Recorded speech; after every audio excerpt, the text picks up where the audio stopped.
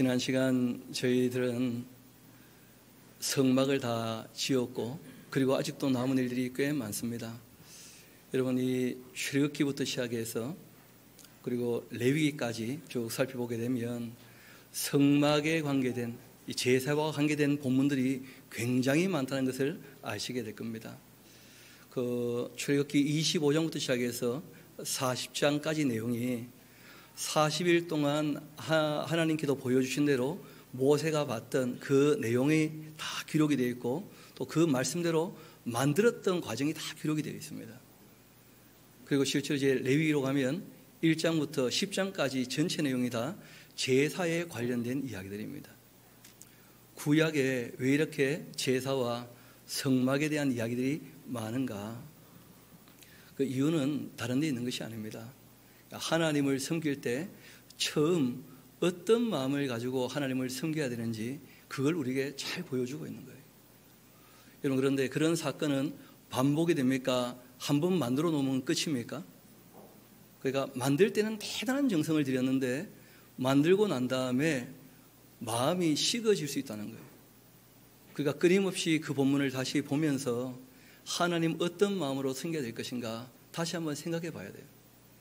실제로 우리들은 이런 성막을 만드는 것도 아니고 너무 편한 가운데 그들이 하나님께도 보여주신 것을 우리가 함께 모세와 같이 보고 또 그들이 만드는 그 현장들을 다시 한번 읽어보는 정도로 우리가 정리가 됩니다만은 그럴 때 오늘 기도할 때 말씀하셨던 것처럼 하나님이 처음 주신 그 마음이 변치 않도록 우리가 세례식을 하게 되거나 아니면 임지식을 할 때 그 의식은 1시간이나 2시간이면 다 끝나지 않습니까?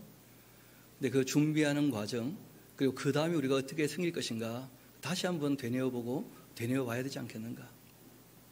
그래서 우리가 지난 시간에 이어서 오늘 또 어쩔 수 없이 모세가 본 것을 이제 적으신 것이거든요, 글로.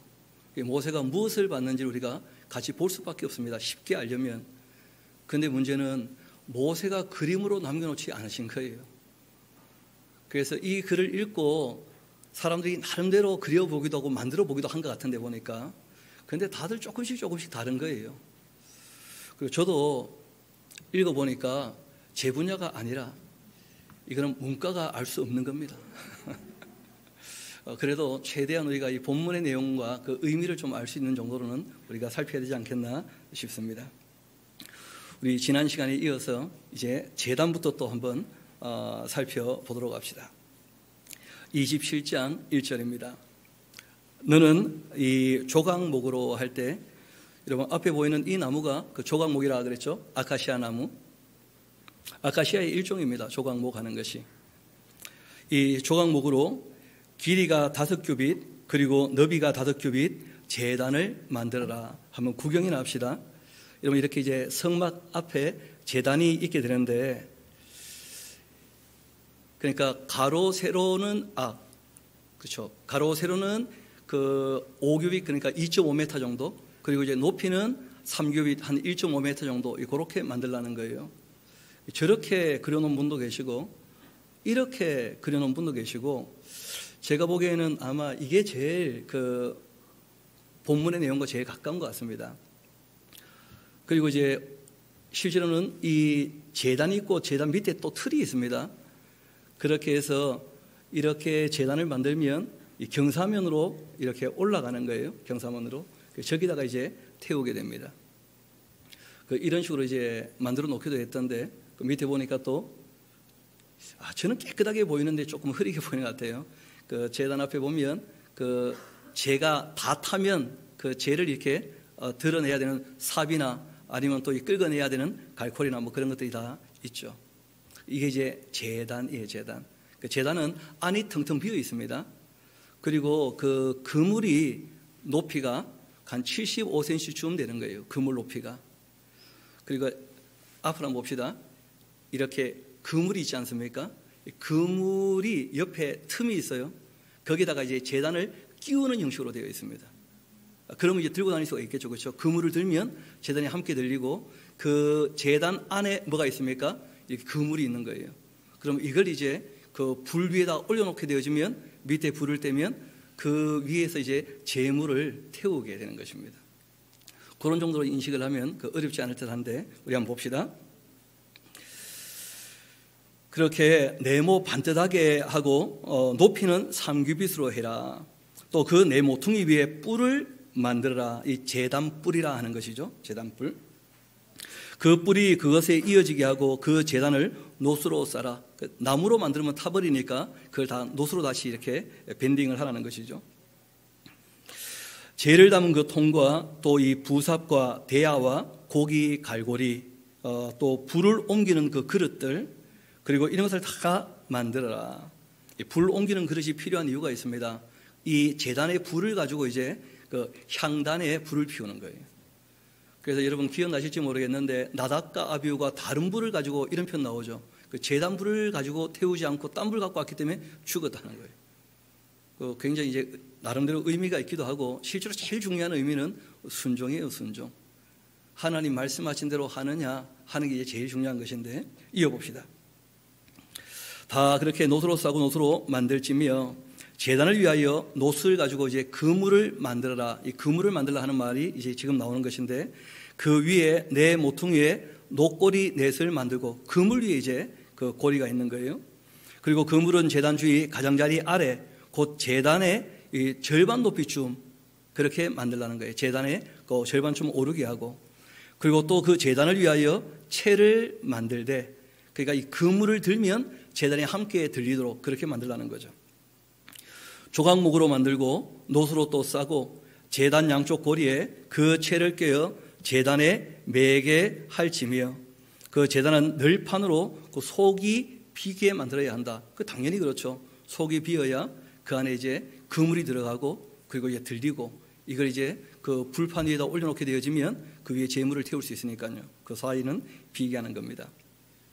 중요한 것은 산에서 너에게 보인 대로 적어놓으세요. 우리는 못 봤다. 모세는 확실히 알았을 거예요. 그래서 대략 이렇게 얘기를 전해도 본인이 보셨으니까 그렇게 말고 이렇게 하고 얘기할 수 있었을 텐데 우리는 같이 보지는 못한 거예요. 실제로는 기록은 대략 적어놨거든요. 꼼꼼한 것은 다 누가 관여를 한 것입니까? 모세가 직접 보신 분이니까. 그래서 우리가 그런 부분에 한계가 있다 하는 정도는 염두에 두면 좋겠고 왜 그렇게 기록됐는가? 지금 우리와는 아무 상관이 없기 때문에 그 당시 모세에게는 너무나 중요한 그 당시 이스라엘 백성들에게는 너무나 필요한 것이었지만 지금 우리에게는 그리 중요하지 않습니다. 왜냐하면 구약의 모든 제사는 모형이었고 예수님이 오셔서 완성하셨거든요. 그래서 우리에게는 이런 것이 하나님께 어떤 정성을 들였나 하나님이 어떤 요구를 하셨나 하나님은 할 수 없는 걸 요구하시는 분은 아니시거든요. 또 할 만한 걸 요구하시고 그렇기 때문에 다 할 수 있었던 것입니다. 이어봅시다. 성막과 함께 이제 성막들이 나오죠. 그럼 여기 보면 그 성막이 있고 제단이 있고 사이에 또 물두멍이 있고 한데 그렇게 이 둘러놓은 울타리 안을 성막의 뜰이라 그래요. 이 보통 아래쪽이 남쪽인데 이 아래쪽을 동쪽으로 보셔야 됩니다. 이 성막 입구가 있는 곳이 동쪽이에요. 동쪽. 그래서 그 규모가 어느 정도 되느냐 하는 것을 우리가 이제 알 수 있는데 그 쭉 이렇게 남북의 휘장 그러니까 긴 쪽은 한 100규빗 50m쯤 되고 그리고 이제 동서쪽은 한 50규빗 25m쯤 되어지는 거예요. 그리고 이제 그 입구는 15규빗을 떼가지고 그 문을 20규빗 정도로 그렇게 만들라 뭐 그런 정도 말씀을 하신 겁니다. 우리 한번 봅시다. 너는 성막의 그 뜰을 만들어라. 남쪽을 향하여 뜰 남쪽에 너비가 100규빗의 세마포 휘장을 치고 그 한쪽을 당하게 하라. 이러니까 참 혼자 있는 분들은 어려워요. 당하게 하라. 뭘 당하지? 이런 식으로 그렇게 만들라는 거예요. 만들라. 한쪽을 한 100규빗 정도. 또 그 기둥은 그 20개쯤 되어진다 하면서 그러니까 5규빗 간격으로 이제 이 기둥을 세우는 것이죠. 또 그 받침 20개는 노수로 하고 그 기둥의 갈고리와 가늠되는 은으로 그렇게 만들어라. 그 북쪽에도 너비가 100규빗의 그 포장을 치되 그 기둥은 또 20개가 되게 하고 그 기둥의 받침 수물은 노수로 그 높받침을 대고 이제 나무 기둥을 세우는 것이죠. 그리고 그 기둥 갈고리와 가늠대는 은으로 그렇게 만들고 그 갈고리에다가 이제 줄을 당겨 가지고 그래서 땅에다가 이렇게 박아서 고정을 시키는 것입니다. 뜰의 옆곳 이 서쪽에 너비 50규빗의 포장을 치되 그 기둥은 10개고 받침은 10이 될 것이고, 그리고 동쪽도 이 뜰 동쪽 너비도 50규빗이 되게 하라.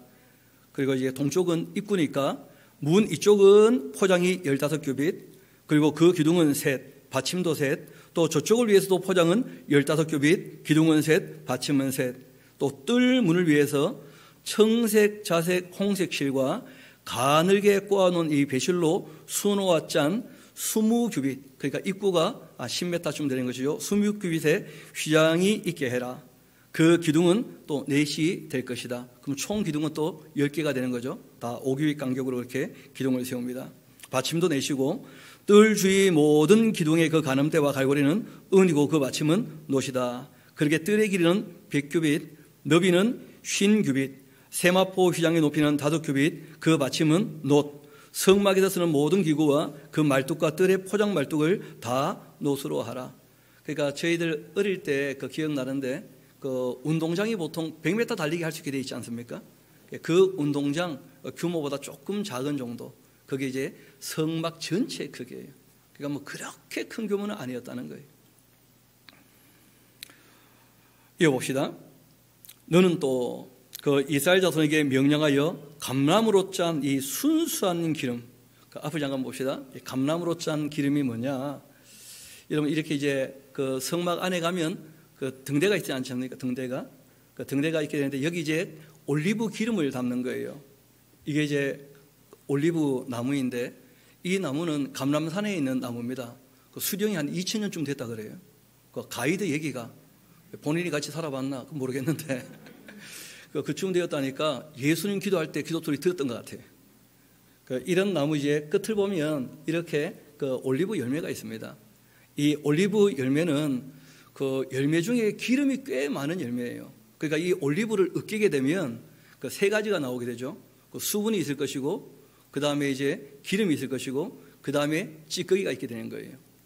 그걸 다 으깨가지고 가만두게 되어지면 그 비중 차이가 나니까 기름은 제일 위에 뜨게 될 것이고, 그리고 이제 물이 있고 찌꺼기는 제일 밑에 가라앉게 되겠죠. 그 위에 제일 위에 떠 있는 이 기름이 올리브유예요. 그걸 싹 걷어내면 그 통닭튀기에 딱 좋죠. BBQ 보면 황금 기름으로 할 때 그게 올리브예요. 올리브. 여기는 이제 제일 흔한 기름입니다. 근데 그 기름 중에 제일 순수한 거, 제일 엑스트라 버진 이런 거, 제일 좋은 거, 이것 가지고 이제 그 등불을 밝히라는 것인데요. 순수한 기름을 등불을 위하여 내게로 가져오게 하고 끊이지 않게 등불을 켜라. 제가 처음에 이거 읽을 때 끓이지 않게 이렇게 읽혔어요. 눈이 가기는 좀 맛이 간 것 같아요. 끊기지 않게 항상 불이 붙어 있도록. 저는 처음에 이게 끓이지 않게 이렇게 보여가지고 잠깐만 그러면은 끓는 온도가 몇 도지? 올리브는 200도 한참 고민하다가 그런 게 아니지. 다시 보니까 그 등불을 늘 켜놓으라는 거예요. 왜냐하면 여기는 실내니까 창문이 없잖아요. 성소 안은. 그러니까 24시간 항상 좀 박을 수 있게 해두라는 거죠. 또 아론과 그 아들들로 그 회막안 증거궤 앞 이 휘장 밖에서 저녁부터 아침까지 그렇게 항상 여호와 앞에 그 등불을 보살피게 하라.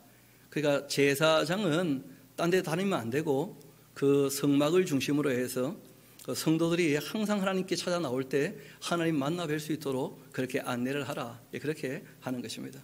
본인이 또 하나님 잘 섬기고 있어야 그 안내를 할 수가 있겠죠. 앞을 다시 한번 봅시다. 여러분 이것이 이제 그 성막 안이죠, 그렇죠? 앞쪽은 성소고 뒤쪽이 지성소고 지성소 안에 뭐가 있느냐면 그 법궤가 있고 그리고 이제 휘장이 있고 저 휘장에 있는 저 천사가 그 케루빔이죠, 케루빔. 보니까 날개가 6개처럼 보이죠? 6개가 돼야 되는데 대부분 성막의 이 그림들을 보면 날개 6개짜리 케루빔이 아닌 거예요. 그리고 난 다음에 이제 그 성소에 보면 저렇게 촛대가 있고 그리고 떡상이 있고 그리고 이제 향단이 있고 그렇게 되어 있습니다. 저 불을 꺼지지 않게 24시간 계속 피울 수 있도록 그렇게 하라 하고 부탁을 하신 겁니다. 그리고 이제 중요한 것은 이렇게 성막 안에서 하나님을 섬기는 제사장은 어떤 복식을 갖춰야 되느냐 이런 얘기를 하셔요. 지금 우리와는 별 상관이 없습니다. 왜냐하면 그 당시 제사장에 국한된 얘기예요. 그리고 이제 이 옷은 계속 대물림하게 됩니다. 처음 한번 만들어 두면 계속 대물림하는 것이니까. 지금은 목사가 제사장입니까? 모든 성도가 다 제사장입니까? 모든 성도가 다 제사장이에요. 그래서 저도 처음에 가운 좀 입어보려고, 왜냐하면 비싼 돈 주고 맞췄거든요, 가운을 안수받을 때. 그 가운 입어야 되나 말아야 되나 고민도 좀 하게 되고, 입었다가 벗었다가 여러 번 해봤는데요. 입으면 누가 얘기하는 거예요. 왜 로만 카톨릭처럼 가운이 있습니까? 벗으면 왜 안 입습니까? 그래가지고 입었다 벗었다 할까 하다가 우리 개혁교회 전통은 가장 단정한 복장, 하나님 앞에 설 때 우리는 이제 예배하는 사람들이 제사하는 사람들이 아니니까, 그리고 모든 성도는 다 한 형제니까 다 가장 단정한 복장으로. 우리 교회에서 유일하게 가운 입는 분들은 성가대죠, 그죠? 성가대. 하나님 앞에 찬양을 하니까 구별을 한다 그런 뜻이에요. 하나님 앞에 서는 사람들 우리가 좀 구별을 하면 좋겠다 그런 거예요. 그래서 다른 사람들보다 조금 더 정성 들여서 준비해서 우리가 하나님께 찬양할 때 그 찬양을 도우니까 그래서 조금 구분을 하는 정도, 그렇게 우리가 생각을 하는 것인데, 우리 한번 그 제사장 복식도 한번 봅시다. 너는 이스라엘 자손 중 내 영 아론과 그 아들들 곧 이 아론의 그 아들들 나답과 아비우와 엘리야살과 이다말을 그와 함께 너희에게로 나오게 해서 나를 섬기는 제사장 직분을 행하게 하라. 그 제사장의 제일 1번 목적은 뭐냐면 하나님을 섬기는 거예요. 하나님. 이건 그래서 제일 첫째 되는 계명도 딴 게 아니죠. 마음 다하고 성품 다하고 힘을 다하여 주 너희 하나님을 어떻게 하라고요? 사랑하라. 그 제사장만 하나님을 섬기는 게 아닙니다. 그 제사장은 하나님 섬기는 본을 보이는 거예요. 그래서 제사장의 두 번째 아주 중요한 역할이 있습니다. 그게 뭐냐면 하나님과 사람 사이를 이어주는 역할이에요. 그래서 출애굽기 우리가 19장에서 다 정리를 했죠. 너희는 뭐라는 거예요? 제사장이 있는 나라다 이렇게 된 게 아니고 너희가 곧 제사장인 나라다 이렇게 말씀하신 거예요. 그러니까 이스라엘 백성 전체가 알고 보면 제사장인 거예요. 제사장 나라로 부름을 받으셨거든요. 왜냐하면 하나님을 알지 못하는 사람들에게 하나님을 어떻게 하라는 거예요? 소개하라는 거예요. 그러니까 그들에게 본이 되는 사람이에요. 앞에서 이 제사를 돕는 사람들. 그리고 제사장의 세 번째 아주 중요한 역할이 있죠. 그게 뭐냐면 사람을 섬기는 거예요. 하나님을 섬기듯이. 크게 세 가지를 가지고 돕게 되어집니다. 제일 먼저는 하나님께 제사하러 나올 때 그 제사를 돕는 거예요. 하나님을 알아볼 수 있도록, 하나님을 만나뵐 수 있도록 그 도와주는 거예요. 그게 제사장의 아주 중요한 역할이죠. 그래서 우리가 이것을 지금 교회적으로 표현을 한다면 신앙 교육이 될 것입니다. 교육. 그리고 또 이 제사장의 아주 중요한 역할이 나중에 이제 레위기를 보면 아십니다만은 의료행위예요. 의료행위. 그러니까 생활 전반에 정말 건전하고 거룩하게 살아갈 수 있도록 몸도, 그러니까 생활 전반을 어떻게 하라는 거예요? 도와주라는 거예요. 건강하게 살아갈 수 있도록. 그리고 이제 세 번째 하는 것이 뭐냐면 지금 이제 우리가 읽어 나갈 내용인데 그 에봇이라는 것 아시지 않습니까? 흉패 이런 게 다 뭐냐면 판결을 위한 거예요. 판결 흉패. 그러니까 실제로는 이스라엘 백성들이 보석 같은 존재들이다. 하나님 앞에. 그러니까 하나님을 대리해서 너가 그들에게 어떤 문제가 생겼을 때 판결하게 될 때 소중히 여기며 판결하라는 거예요. 가볍게 여기지 말고.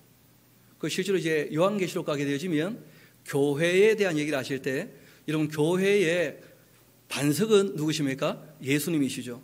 그 위에 이제 예루살렘 기초돌이 있지 않습니까? 그 기초돌이 12사도의 이름으로 되어 있고 12사도의 이름이 곧 보석들이었죠. 그렇죠? 보석들. 바꾸어 말하면 그 구약의 성도나 신약의 성도나 다 소중한 사람들이에요. 함부로 대하면 안 되는 것이죠. 여하튼 이 제사장 복장을 좀 같이 보려고 합니다.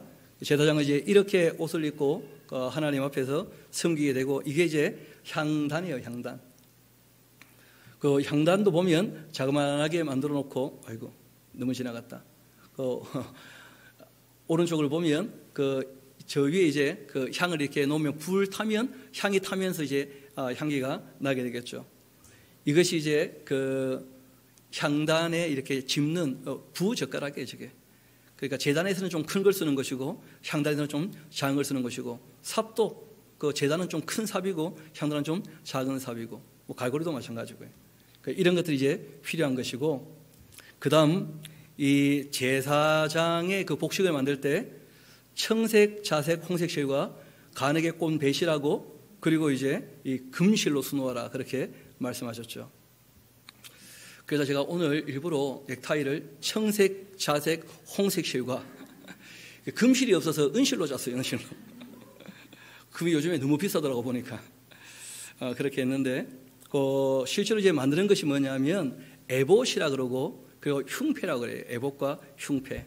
그래서 이제 제사장이 이런 식으로 이제 있게 되는데, 그 어깨에 이렇게 두 개 띠가 있고, 그 띠에 호마노를 가지고 보석에 6지파 이름을 쓰라는 거예요. 우리와는 별로 상관없습니다. 그 당시에 그렇게 하나님 앞에 제사장이 설 때는 성도들을 그렇게 정말 마음에 품었으면 좋겠다, 그런 말씀 같은데 우리 한번 봅시다. 28장, 너는 이스라엘 자손 중 내 영 아론과 그 아들들 곧 이 아론과 아론의 아들들 나답과 아비와 엘리아살과 이다말을 그와 함께 내게로 나오게 하여 나를 섬기는 제장 직분을 행하게 하되, 너의 형 아론을 위해서 거룩한 옷을 지어서 영화롭고 아름답게. 하나님 앞에서 섬길 때 사람들이 좀 우러러봐야 본받기를 원하지 않겠습니까? 그래서 좀 특별한 옷을 갖추어 입게 했던 거예요, 그 당시에. 너는 무릇 마음의 지혜 있는 모든 자, 곧 내가 지혜로운 영으로 채운 자들. 이런 거가 옷 만드는 것도 그 옷 만드는 지혜가 좀 있어야 됩니다. 그런데 그런 지혜는 또 누가 주신다는 거예요? 하나님께서. 여러분, 누구나 다 옷 잘 만드는 게 아니거든요. 어떤 분은 제도봉투를 딱 배웠는데 이게 일자로 드르륵 해야 되는데 늘 S자로 그냥 들어가면 춤을 추는 사람이 있어요. 그 재봉틀이 박히는 속도하고 미는 속도 이게 잘 맞아야 되는데, 전에 해보니까 너무 빨라가지고 바늘 부러지고, 뭐 바늘 부러뜨리는 일은 거의 없다 그러거든요. 옛날 어머니가 이렇게 재봉틀 할 때 하다가 바늘 부러뜨려 먹으면 혼나고, 막 이 바늘이 얼마인데 내가 알 수가 있습니까, 그걸? 모르는 거죠. 근데 재봉틀도 그 쉽지 않은데, 그래서 다 하나님께서 각기 주신 뭐가 있다는 거예요? 재능이 있어요. 지혜의 영을 주시고. 저는 뭐 말씀을 읽고 정리하고 전달하는 것, 이런 것들을 저는 참 잘하는 것 같아요, 제 스스로 생각할 때. 그러니까 이 일을 하고 있는 것이죠, 뭐 늘. 하나님께서 특별히 이제 이 옷을 만드는 그 재능을, 이런 사람들 요즘에 뭐라고 합니까? 패션 디자이너, 뭐 이렇게 얘기를 하는 거죠. 그 옷이라고 하는 거, 디자인하는 거 다 쉽지 않은 모양인데, 그 참 잘하는 분들은 꽤 잘하시거든요. 똑같은 것을 가지고 만드는데도 전혀 다르게 만들어낸다는 거예요. 그 지혜가 있으니까 전혀 달라지는 거죠. 이어봅시다. 또 너는 무릇 마음에 지혜 있는 모든 자 곧 내가 지혜로운 영으로 채운 자들에게 말하여 아론의 옷지어 그를 거룩하게 해서 내게 제사장 직분을 행하게 하라. 그들이 지을로선 일하는데 곧 흉패. 그러니까 지금 이 중간에 있는 게 흉패입니다. 그리고 에봇, 지금 이제 저 조끼보다 조금 크죠. 이것이 이제 에봇이에요, 에봇. 그리고 이제 그 겉옷, 청색으로 된 것이 겉옷입니다. 그리고 그 안에 있는 것이 그냥 속옷이 아니고 반포 속옷이라 되어 있어요. 반포란 말이 무슨 말인지 쉽지 않죠. 쉽게 말하면 체크 무늬를 얘기해요. 체크 무늬. 그러니까 체크 무늬 속옷이에요. 이것도 우리가 조금 이따가 한번 봅시다. 그러니까 저렇게 하얗게 되어 있지 않습니다. 체크 무늬로 되어 있어요. 그리고 이제 머리에 쓰는 관, 실제로는 모자 같은 거죠. 그리고 이제 이것저것을 매는 띠를 만들라, 그렇게 하셨습니다. 그들이 내 영 아론과 그 아들들 위에 거룩한 옷 지어서 아론이 내게 제사장 직분을 행하도록 그렇게 해라. 그들이 쓸 것은 금실과 청색자색 홍색실과 가늘게 꼰 배실이다. 그들이 금실과 청색자색 홍색실과 가늘게 꼰 이 배실로 정교하게 짜되 에봇을 지어라. 그것이 어깨바지 둘 달아 그 두 끝을 이어지게도 하고, 에봇 위에 매는 띠는 에봇을 짜는 법으로, 그 어떤 범위인지 우리가 모르는 거죠, 그렇죠? 금실과 청색자색 홍색실과 가늘게 꼰 배실로 그 에봇에 정교하게 붙여 짜고, 호마노 2개를 가져다가 그 위에 이 어깨 거리에다가 붙이고 이스라엘 아들들 이름을 새기게 해라. 그들이 나이대로 6 이름은 한 보석, 나머지 6 이름은 다른 보석에 새겨라. 보석을 새기는 자가 도장으로 새긴 같이 너는 이스라엘 아들들 이름을 그 두 보석에 새겨 금태로 물려야 한다. 그 어떻게 하는지 아시겠죠, 그렇죠? 저기 이제 호만 오고 저렇게 하라는 거예요. 이어봅시다. 12절 그 두 보석을 에봇의 두 어깨 바지에 붙여 이스라엘 아들들의 그 기념 보석을 삼되 아론이 여호와 앞에서 그들의 그 이름을 그 두 어깨에 메워 기념이 되게 하라. 우리가 그런 얘기하죠. 애들이 태어나면 어깨에 짊어진다. 내 인생의 짐을 그런 식의 표현하지 않습니까? 아마 그런 의미 같아 보니까. 이어봅시다. 그렇게 두 어깨에 메워 기념이 되게 하라. 또 너는 금으로 태를 만들고 순금으로 노끈처럼 두 사슬을 따서 그 딴 사슬을 그 태에 그렇게 이어 붙여라 하고 이제 말씀하신 거예요. 그리고 15절 너는 판결의 흉패, 그러니까 흉패는 결국 무엇 때문에 하는 겁니까? 판결에 앞서서 생각하라는 거예요. 12지파는 다 보석이라는 거예요. 너무 소중하다는 거예요. 그걸 염두에 두라는 거예요. 판결할 때 하나님 대리자니까. 금실과 청색자색 홍색실과 가늘게 꼰 배실로 정교하게 짜서 만들되 길이와 너비가 한 뼘씩 두 뼘으로 네모 반듯하게 하고 60cm쯤 되겠죠. 한 뼘 30cm, 25cm, 50cm쯤 되겠다. 그것으로 네 줄로 보석을 물리되 첫 줄은 홍보석, 화곡, 녹주옥, 둘째는 석류석, 남보석, 홍만호, 셋째 줄은 호박, 백만호, 자수정, 넷째 줄은 녹보석, 호만호, 벽옥. 제가 성경 본문 중에 제일 어려운 것이 이건데 뭔지 모르겠어요. 왜냐하면 우리 집에 하나도 없거든요. 중요한 것은 다 보석이라는 거예요. 보석. 제가 이 보석들을 어떤 식으로 생각을 했는지 살펴보니까 조금씩 다 달라요. 조금씩. 그러니까 모세는 확실히 알아들 텐데 우리는 실제로 이 보석들이 어떤 보석인지 다 알지 못합니다. 중요한 것은 소중하다는 거예요. 이어봅시다. 그렇게 하고 21절 이 보석들은 이스라엘 아들들의 이름대로 12인데 보석마다 12지파의 한 이름씩 도장을 새기는 법으로 새기고 순금 가지고 노끈처럼 딴 사슬을 흉배 위에 붙이고 또 금고리 둘을 만들어 흉배 위 곧 이 흉패 두 끝에 그 두 고리를 달고 딴 두 금 사슬로 흉배 두 끝 두 고리에 꿰어 매고 두 딴 사슬의 그 다른 두 끝을 에봇 앞 두 어깨 바지의 금태에 매고 또 금고리 둘을 만들어 흉패 아래 양쪽과 안쪽 곧 이 에봇에 닿을 곳에 닿은 곳에 달고 또 금고리 둘을 만들어서 에봇 앞 두 어깨 바지 아래 매는 자리 가까운 쪽 곧 정교하게 짠 이 띠 위쪽에 달고 청색 끈으로 흉패 고리와 에봇 고리에 꿰어서 흉패로 정교하게 짠 에봇 띠 위에 붙여 떨어지지 않게 해라. 우리 29절과 30절은 같이 한번 읽어봅시다. 굉장히 중요한 본문인데요. 시작. 아론이 성소에 들어갈 때에는 이스라엘 아들들의 이름을 기록한 이 판결 흉패를 가슴에 붙여 여호와 앞에 영원한 기념을 삼을 것이니라. 너는 우림과 둠밈을 판결 흉패 안에 넣어 아론이 여호와 앞에 들어갈 때에 그 가슴에 붙이게 하라. 아론은 여호와 앞에서 이스라엘 자손의 흉패를 항상 그 마음에 붙일지니라. 아멘. 이거 우림과 둠밈이라고 하는 것은 어떻게 생기든지 아무도 모릅니다. 그런데 그 뜻이 참 의미가 있죠. 그 우림 하는 것은 빛이란 뜻이 빛. 그 둠밈은 완전하네요. 완전한. 그러니까 이게 이제 판결 흉패 안에 있으니까 하나님의 뜻을 따라 판결을 할 때 정말 밝히 드러나야 그래야지 알 거 아닙니까? 그렇죠? 그리고 온전하게 공의와 정의를 쫓아 온전하게 판결할 때 그 자세나 또는 이것이 급할 때 이렇게 던지면 그 한 서너 가지 그 답을 얻을 수 있다 그래요. 그 하라, 하지 마라, 가만히 있어라. 그런 것을 이게 알 수 있다는 거예요. 그래서 여러분 다윗이라는 분이 급할 때 그 우림과 둠밈 가지고 우리가 싸우러 갈지 말지 한번 좀 확인해 달라 하니까 이제 제사장이 확인하는 그런 장면들이 나오거든요. 그런 것들은 우리가 다 알지 못합니다. 어떤 식으로 어떻게 했는지 또 어떻게 생겨먹었는지. 그러나 확실한 것은 하나님 앞에서 판결을 할 때 여러분 그래서 이 목사나 그 의사나 이 판사나 이게 전부 이제 제사장직에서 온 것이거든요.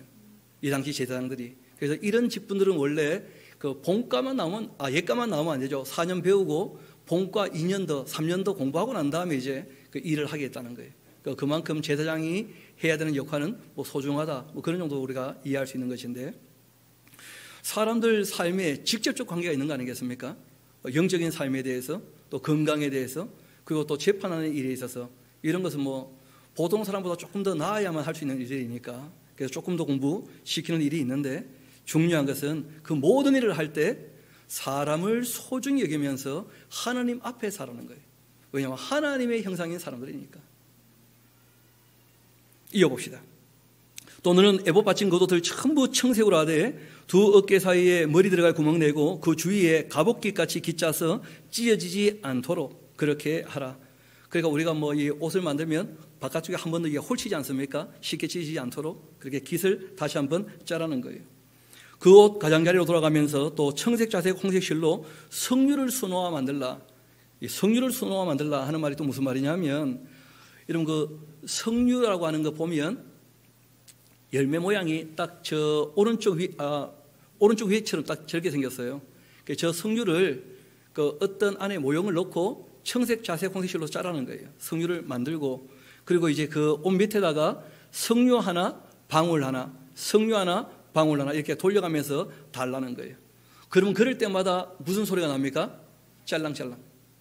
그럴 때마다 자신을 돌아보는 거예요. 짤랑짤랑 소리가 나면. 옛날 어른들 그 옷소매에 방울 달았던 얘기를 들어본 적이 있거든요. 왜냐하면 이 행동 거지를 자신이 급하게 하면 딸랑 소리 나면 정신 차려야지. 그렇게 되는 거예요. 그러니까 이제 이런 방울 소리를 짤랑짤랑 하면서 이제 1년에 한 번 어디 들어가느냐면 지성소에 들어가서 이 법궤를 이거 다 닦고 정리를 하거든요. 그렇게 이제 정리하는 중에 혹시 이 대제사장이 악한 놈이었다. 그런데 법궤에 손을 댔잖아요. 죽습니다, 바로. 그러니까 안에서 짤랑짤랑 소리가 안 나면 그 발을 묶고 들어가거든요. 끈에 그 줄을 밖에다 당겼다는 거예요. 나쁜 놈 죽었군 하면서. 그런 사건은 기록되어 있지 않는데 그렇다라고 하는 그 내용들이 있습니다. 이어봅시다. 그렇게 해서 33절 그 옷 가장자리로 돌아가면서 청색, 자색, 홍색 실과 성류를 수놓고 금방울을 간격을 두어서 달고 그 옷 가장자리로 돌아가면서 금 한 방울 또 한 성류 한 금방울 한 성류가 있게 해라.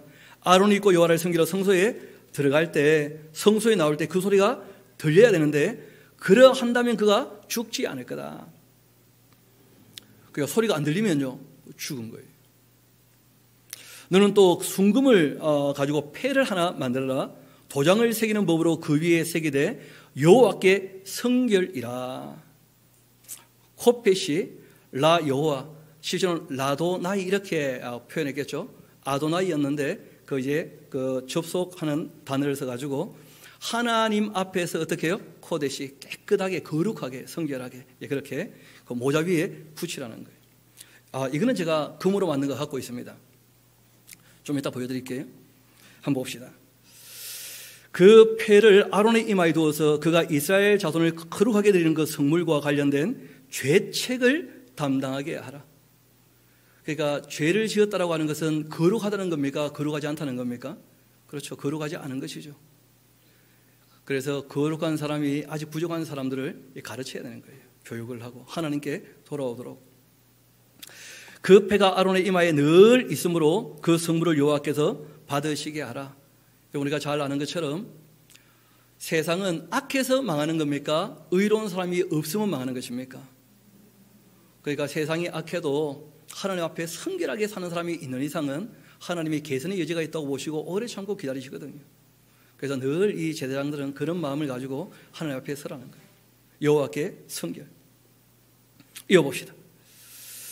너는 또 이 가는 배실로 반포 속옷, 아까 말씀드렸죠? 이 체크 무늬 속옷, 반포 속옷이. 짜고 가는 배실로 관을 만들어 그 띠를 수놓아 또 만들라. 너는 아론의 아들을 위하여 속옷을 만들 때 그들을 위해 띠 만들어서 그들을 위하여 관 만들어 영화롭고 아름답게 하라. 이 관이라는 게 딴 게 아니고 모자죠. 그럴듯한 모자예요. 모자 위에다가 이 금으로 된 이 패를 이렇게 붙이는 거예요. 여호와께 성결 이렇게. 제가 갖고 있는 것 중에 제일 비싼 겁니다. 이 금으로 만든 거예요. 당연히 진짜 금이죠. 아이고. 구경하고 싶은 분은 오시면 제가 바닥 구경시켜 드리겠습니다. 만져도 괜찮습니다. 가져가면 안 됩니다. 제가 안수 받을 때 누가 오셔가지고 목사님 꼭 가지고 싶은 게 뭔지 물어보시더라고. 온 세상을 갖고 싶습니다. 그렇게 하려 하다가 뭐 자기 실력으로 되겠나 그게. 그래서 제가 제 힘으로는 안 되는 게 하나 있는데 하나님 앞에 좀 성결하게 살고 싶다. 변함없이. 제사장 옛날에 그 여호와께 성결하는 것이 그 관에 이렇게 붙였다고 하는데 그런 거 나도 하나 좀 있으면 좋겠다. 그런 말씀 한번 드렸더니 그 안수 받을 때 해오셨더라고요. 너무 고맙죠. 근데 문제는 안수 다시 안 받습니다. 딱 한 번 받고 끝났는데 그래서 제가 오늘 집에 집사람한테 얘기했어요. 이거 좀 갖고 오면 좋겠다고. 문제는 내 건데 우리 집사람이 가지고 있어요. 금이라서 그런지. 중요한 것은 하나님 앞에 깨끗하게 사는 것 변함없이 그렇게 있기를 원하시는 거예요. 하나님이 의로운 사람을 보고 그 기다려 주시는 거예요. 항상. 이어봅시다. 여호와께 성결. 그리고 이제 그 반포 속옷 우리가 봤죠. 그리고 이제 속바지를 또 만들어 입으라 말씀하십니다. 그 하나님 앞에서 행할 때 침하면 속이 다 비출 수 있잖아요. 그렇죠? 우리 한번 봅시다. 40절. 너는 아론의 아들을 위하여 속옷을 만들고 그들 위하여 띠 만들고 그를 위하여 관을 만들어 영화롭고 아름답게 하고 너는 그것들로 내 영 아론과 그와 함께한 그 아들들에게 입히고 그들에게 기름을 부어서 위임하고 거룩하게 하고 그들이 제사장 직분을 내게 행하게 그렇게 하라. 또 그들을 위하여 배로 뭘 만들어 입으라고요? 속바지를 만들어서 허리에서부터 두 넓적다리까지 이르게 하여 하체를 좀 가리게 하라. 그렇게 말씀하신 거예요. 이런 우리는 일상적으로 잘 생각을 못할 수가 있는데 그 단 위에 이렇게 올라가면 야외잖아요. 그러면 태양 광선이 강하게 비치면 안이 다 비쳐버립니다. 그런데 속옷을 입고 안 입고는 차이가 큰 거예요. 이걸 조금 생각을 이제 해야 될 부분인데 여하튼 이 제사장들도 그 위에서 어떤 이렇게 제사를 하거나 할 때 남들이 보기에 눈살 찌푸는 일이 있으면 안 되니까 그 속바지까지 만들어 입도록 그렇게 했어요. 여기 보면 이제 코데시 라도나이 그렇게 이제 적혀 있는 관이 있고 뭐 속바지는 뭐 잘 아시죠? 이 속바지. 그렇게 해서 또 그들을 위하여 배로 속바지를 만들어 허리에서부터 두 넓적다리까지 이르게 하여 하체를 가리게 해라. 아론과 그의 아들들 회막에 들어갈 때나 제단에 가까이 하여 거룩한 곳에서 섬길 때 그것들을 입어야 죄를 짊어진 채 죽지 아니할 거다. 그와 그 후손이 영원히 지켜야 한다. 하나님을 앞에서 섬기는 사람들은 조금 더 품위 있게 그렇게 부탁을 하신 겁니다. 복장에 있어서도 행동에 있어서도 좀 품위가 있으면 좋겠다 하신 거죠. 그리고 정말 이 중요한 것은 29장의 내용입니다. 오늘 이제 이 본문을 좀 다루려고 제가 조금 정리를 한 부분들이 있긴 한데 우리 한번 봅시다.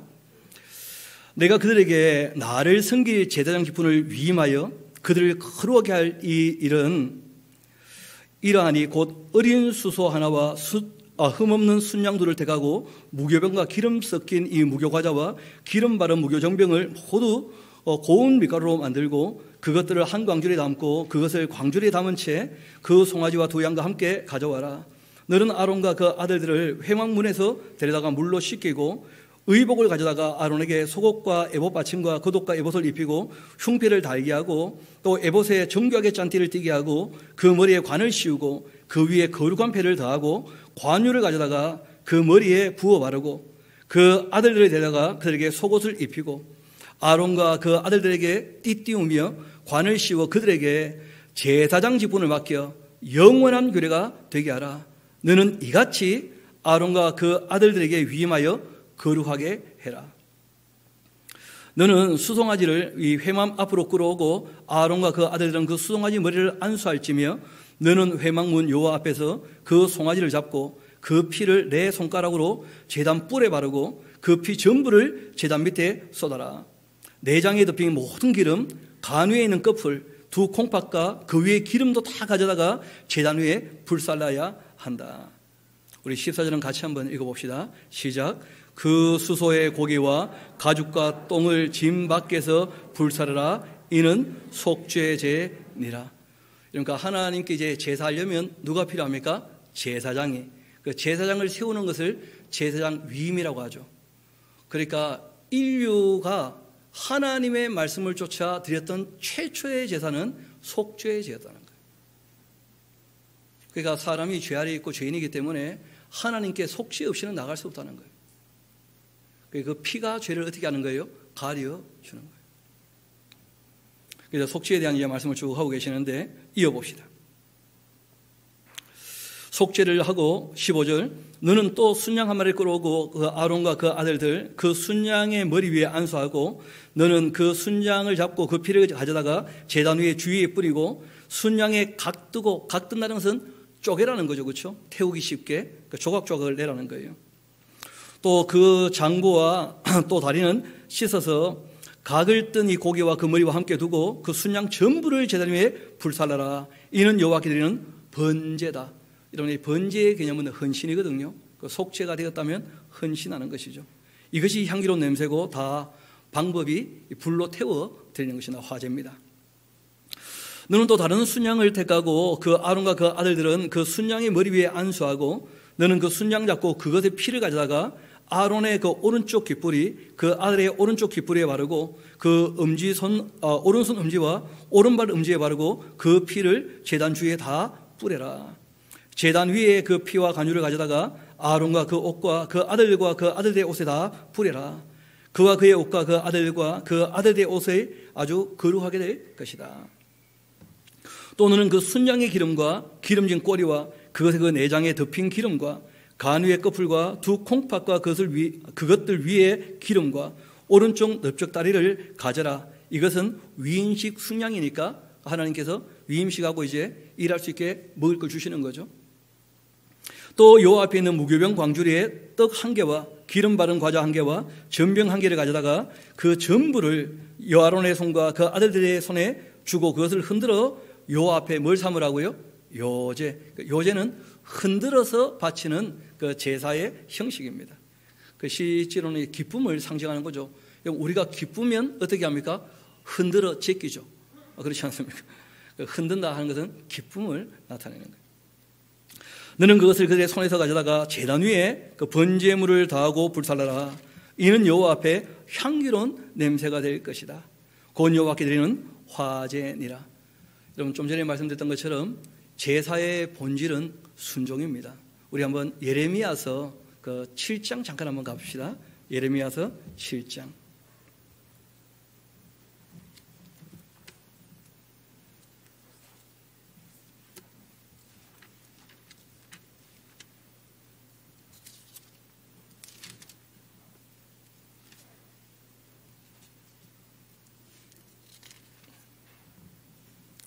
(22절) (23절) 제가 한번 읽어드리겠습니다. 사실은 하면서 하나님께서 밝히신 내용이 있어요. 내가 너희 조상들을 애굽 땅에서 인도하여 낸 날 번제나 희생을 나한테 잘하라고 그런 말 한 것이 원래는 아니었다. 23절 이어봅시다. 오직 내가 이것을 그들에게 명령한 이유는 너희는 나의 목소리를 들으라고. 그러니까 제사에 관계된 이런저런 말씀을 굳이 하신 이유가 뭐냐면 내 말대로 제사했기 때문에 내가 어떻게 하겠다는 거예요? 받아주겠다는 거예요. 순종이 원래 목적이었다는 거예요. 우리 다시 이제 본문 말씀으로 돌아오도록 합시다. 출애굽기 29장에 있는 말씀입니다. 26절입니다. 너는 아론의 위임식 순양의 그 가슴을 가져다가 여호와 앞에 흔들어 요제를 삼아라. 이것이 너의 분깃이 될 것이다. 그러니까 하나님께 제사하고 뭐 얻어가니까 기분 좋잖아요. 그렇죠? 그 요제를 드리는 거예요. 너는 그 흔든 요제물 곧 아론과 그 아들들의 위임식 순양의 그 가슴과 넓적 다리를 거룩하게 해라. 이는 이스라엘 자손이 아론과 그 자손에게 돌릴 영원한 분깃이고 거제물이다. 거제물은 이렇게 들어서 드리는 거예요. 우리가 거수 이런 말 하지 않습니까? 그 제물을 이거는 하나님의 것입니다. 근데 나한테 주신다니 감사합니다 하고 제사장이 갖다가 먹는 거죠. 거제물. 곧 이스라엘 자손이 화목제 제물 중에 취한 그 거제물로 여호와께 드리는 거제물이다. 아론의 그 성의, 아까 우리가 봤죠? 그 에봇과 그 겉옷과 속옷 그 성의는 후에 아론의 아들에게 돌릴지니 그들이 그것을 입고 기름 부음으로 위임을 받을 것이며 기름 부어 제사장을 세우죠. 그리고는 그를 이어 제사장이 되는 아들이 회막에 들어가 성소에서 섬길 때에 1회 동안 그것을 입을 지니라. 너는 위임식 순양을 가져다가 거룩한 곳에서 그 고기를 삶고 아론과 그의 아들들은 회막문에서 그 순양의 고기와 광주리에 있는 떡을 먹어라. 그들은 속죄물 곧 그들을 위임하며 그들을 거룩하게 하는 데 쓰는 것들을 먹되 타인은 먹지 못할지니 그것이 거룩하기 때문이다. 구별하라는 것이죠. 위임식 고기나 떡이 아침까지 남아있게 되면 그것을 불사를지니 이는 거룩한 즉 먹지 못할 것이다. 그 위임식을 7일 동안 하라는 거예요. 이렇게 이제 하나님께서 하라고 하셨고 실제로 이제 한 것은 레위기 8장 9장에 다 상세히 기록이 되어 있습니다. 우리 35절부터 37절까지는 같이 한번 읽어봅시다. 오늘 여기까지 정리하게 될 텐데요. 시작.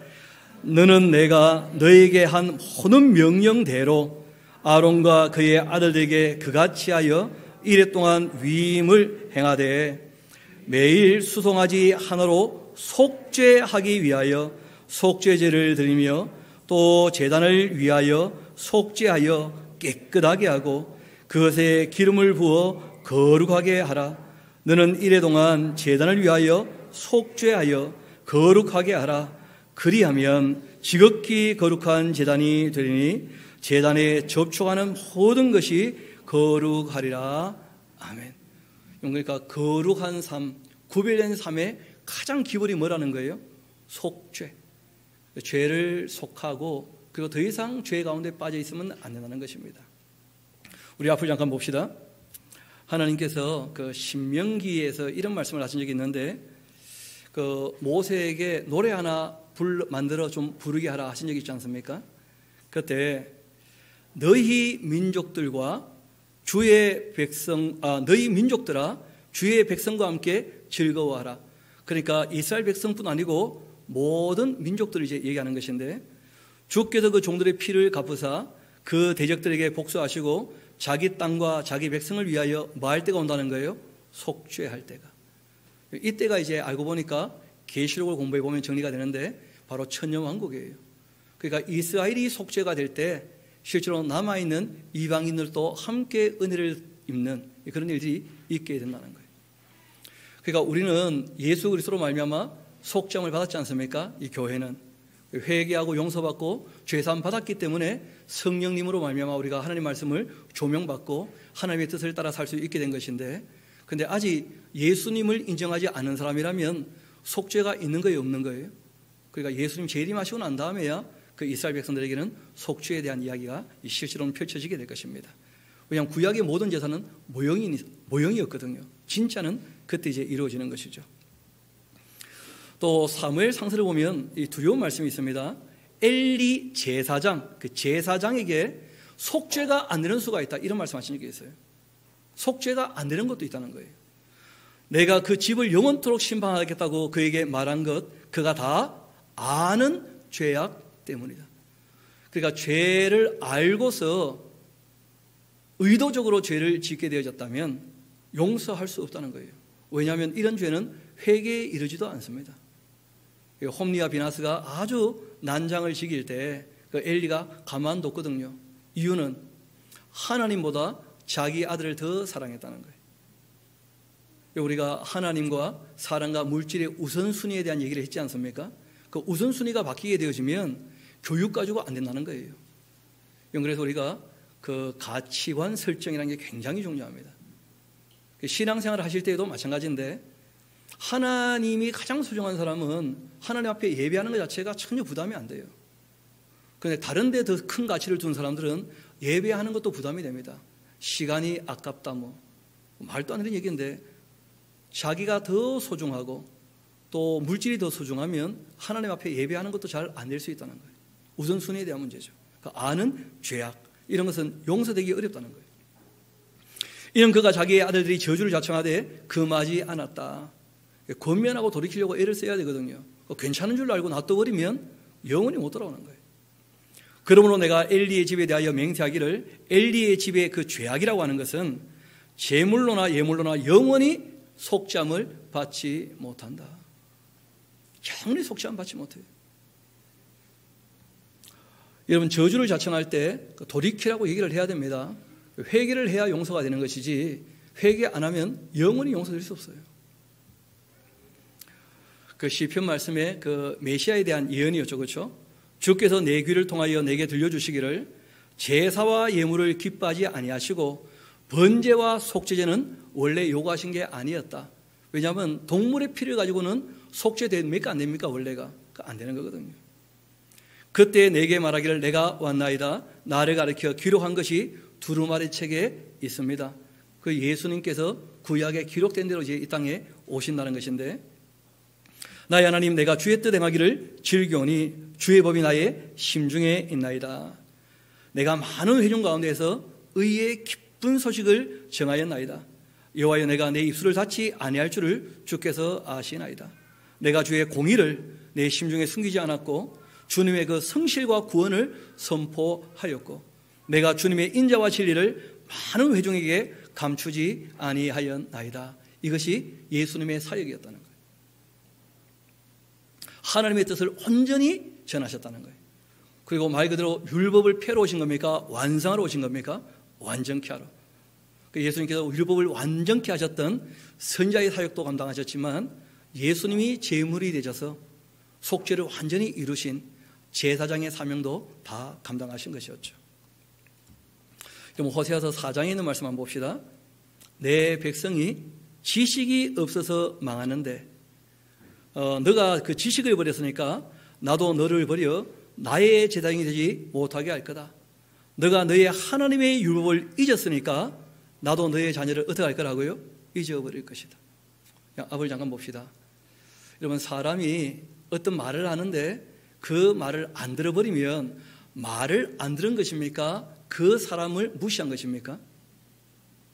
하나님께서 우리에게 이렇게 말씀을 하셨는데 이 말씀을 외면하고 읽지도 듣지도 알려고도 안 한다면 단지 말씀을 안 본 것입니까? 하나님을 무시한 것입니까? 그 얘기를 하시는 거예요. 모든 교회가, 모든 성도가 창세기부터 요한계시록까지 다 하나님 말씀을 들어야 되는 것이지, 그 말씀을 듣지 않고 있으면서 하나님을 섬긴다, 그는 거짓이라는 거예요. 입술로는 존경하는데 마음은 먼 것이죠. 실제로 하나님 말씀을 듣지 않는 것 자체가 하나님을 무시하는 거예요. 그건 있을 수 없는 얘기죠. 너희가 하나님의 율법을 잊었기 때문에 나도 너희를 잊어버린다는 거예요. 그들은 번성할수록 내게 범죄하는데 내가 그들의 영화를 변하여 욕이 되게 할 것이다. 그들이 내 백성의 속죄 제물을 먹고 그 제사장들이 하나님을 알지도 못하게 하면서 다 죄는 사해진 것처럼 사기치고 앉았다는 거예요. 괜찮은 것처럼, 구원받은 것처럼. 그 마음을 그들의 죄악에 그냥 두고 있다. 이런 말씀을 읽어봐야 하나님이 원하시는 거룩한 삶이 무엇인지를 알고 그 말씀을 따라 살도록 삶을 돌이킬 거 아닙니까? 그런데 이 말씀을 안 배우고 믿음으로만 구원받는다, 이런 식으로 함부로 얘기하는 거예요. 그럼 그 믿음에 대해서 누가 평가하겠습니까? 그리고 그 믿음은 무엇을 근거로 하는 것입니까? 우리 한번 합시다. 모든 믿음은 성실함을 기본으로 한다. 여러분, 성실하지 않은 사람은 믿지 못할 사람입니다. 그렇지 않습니까? 우리가 하나님을 신뢰하는 것도 성실하시기 때문이에요. 영원히 변치 않는 성실함이 있기 때문에. 하나님을 아는데 주의 말씀을 따라 사는데 성실하지 않다면 그럼 믿음이 없는 사람입니다. 행함이 없는 믿음은 그 자체가 죽은 것이다. 이어봅시다. 장차는 백성이나 제사장이나 다 똑같게 되고 말 것이다. 내가 그들의 행시대로 벌할 것이고 그들의 그 행위대로 갚게 될 것이다. 그래서 결국 안 되고 말았기 때문에 누가 오신 거예요? 예수님 오신 거예요. 그래서 이 히브리인들에게 예수님이 어떤 분인지를 소개했던 히브리서라는 책을 보게 되면 이런 말씀들이 기록되어 있습니다. 대제사장마다 사람 가운데 택한 자이기 때문에 하나님께 속한 일에 사람을 위해 예물과 속죄하는 제사를 드리게 하는데 그 구약의 제사장들은 무식하고 미혹된 자를 능히 용납할 수 있는 이유는 자기도 연약한 존재이기 때문이다. 온전한 사람들이 아무도 없다는 거예요. 그러므로 백성을 위하여 속죄제를 드린 것 같이 자기를 위해서도 뭐 해야 됩니까? 속죄를 해야 되는 거예요. 그래서 우리가 잘 아는 것처럼 성막이나 구약의 이 모든 제사에 관계된 예법들은 더 이상 이제 낱낱이 말할 필요가 있습니까? 없습니까? 없다는 거예요. 우리 5절 봅시다. 그 위에 속죄소 덮는 영광의 그룹들이 있는데 이것들에 관하여 이제는 낱낱이 말할 필요 있습니까? 없습니까? 없어요. 내용 정도 파악하면 되는 것이고 그걸 가지고 뭐 예수님을 얘기하고 그런 거 아니라는 거예요. 낱낱이 말할 필요 없다. 이어 봅시다. 8절부터 봅시다. 성령이 이로써 보이신 것은 첫 장막이 서 있을 동안에는 성수에 들어가는 길은 실제로는 나타나지 않았던 거예요. 이 땅에 있는 모형은 실제로 하나님께 나가는 것이 아니죠. 이 장막은 현재까지의 비유니까 이에 따라 드리는 예물과 제사는 섬기는 자를 그 양심상 온전하게 할 수 있다는 겁니까? 없다는 겁니까? 피 흘리는 제사 가지고는 사람을 온전하게 할 수 없다는 거예요. 이런 구약에 나오는 내용들은 다 먹고 마시는 것과 여러 가지 씻는 것과 함께 육체의 뭐라고요? 육체의 예법이에요. 우리 한번 합시다. 육체를 가지고 이 땅에 살아있는 이상 구약의 율법은 우리에게 유익하다.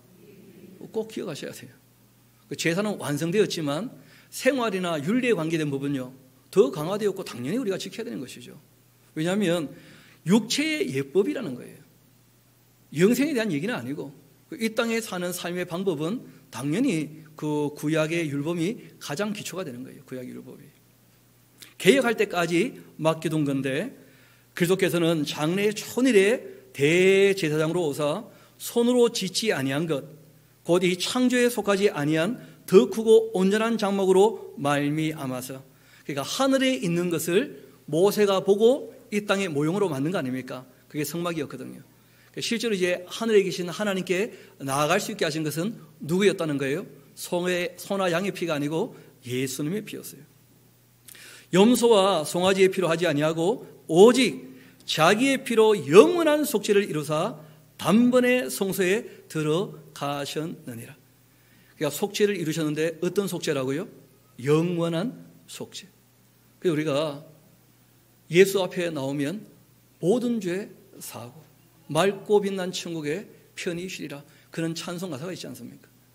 그리고 우리가 주님 앞에 나아가게 되면 그게 회개하는 것이거든요. 삶의 방향을 돌려서 하나님 앞에 나아가게 되어지면 용서해 주시고 그 아들의 피로 저와 여러분의 죄를 씻어준 줄 믿습니다. 문제는 이렇게 죄 씻음 받고 난 다음 그 삶의 자세가 중요하다는 거예요. 여러분 한 번의 사건으로 끝나버린다면 그러면 실제로 그 사람은 믿는 사람이 아니라는 거예요.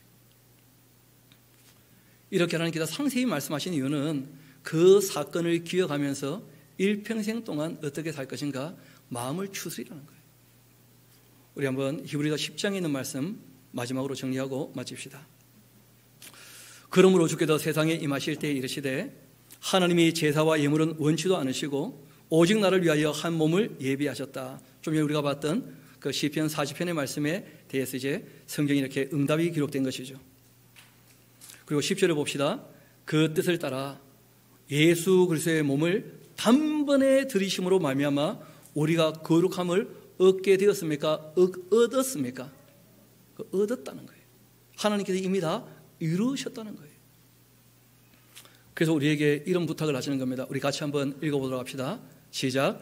우리가 진리를 아는 지식을 받은 후 짐짓 죄를 범한다면 다시 속죄하는 제사가 없고 오직 무서운 마음으로 심판을 기다리는 것과 대적하는 자를 태울 맹렬한 불만 있게 될 것이다.